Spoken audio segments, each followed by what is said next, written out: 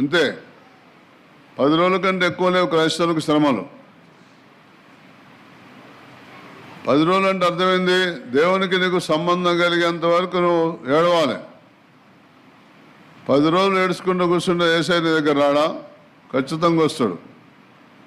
ఏసై దగ్గర ఏడవమని చెప్తే ఆ ఏడుపు ఏడవకుండా ఈ బాగుపోటల్లో చూసి ఏడుచుడు ఓరవలేక. ఆడోళ్ళు తెలుసా, ఎవరైనా భార్య భర్తలు మంచిగా ప్రేమగుండి బండి మీద పోతూ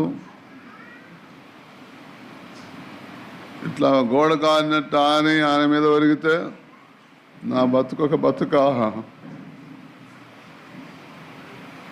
దాని బతుకు చూడు ఎంత హాయిగా ఉన్నదో.